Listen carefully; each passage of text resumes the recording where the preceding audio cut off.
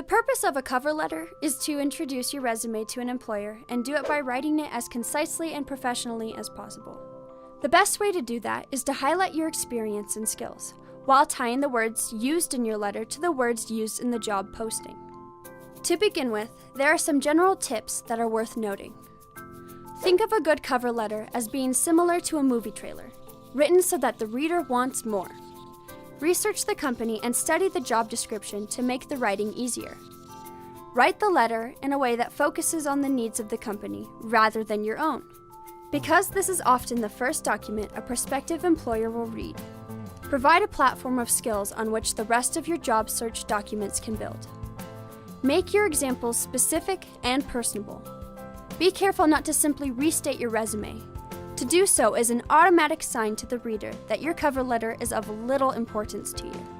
And last but not least, if there are required qualifications for the position that are not included in your resume, make sure to address them in your cover letter.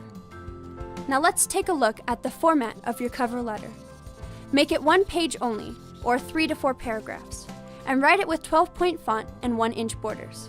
Next, and this is very important, write in a professional and formal manner, avoiding slangs and abbreviations. As always, have several people proofread your letter. Be consistent with your resume by using the same heading and contact information on both documents. Remember, if you're applying for more than one job, pay particular attention to change each letter to match each specific position. When you print your letter, use the same paper as you used for your resume. Have them appear as look-alike siblings and not distant cousins.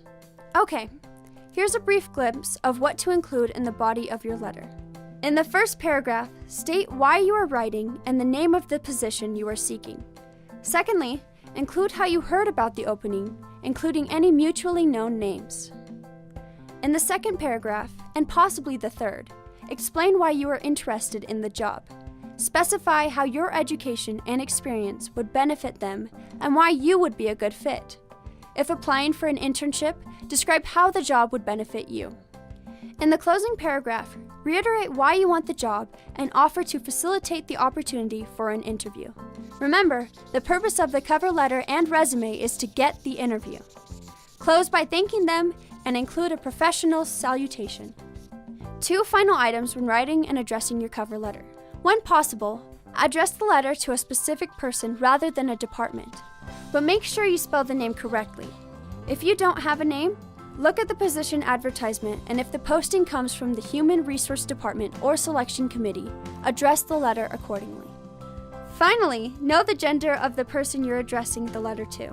Again, use formal language by addressing them as Mr., Mrs., or if you're uncertain of a female's marital status, Miss.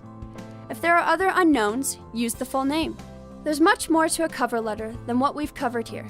For more detail, including examples of cover letters, go to our website or visit us in the Career Networking Center and Manwaring Center 127A.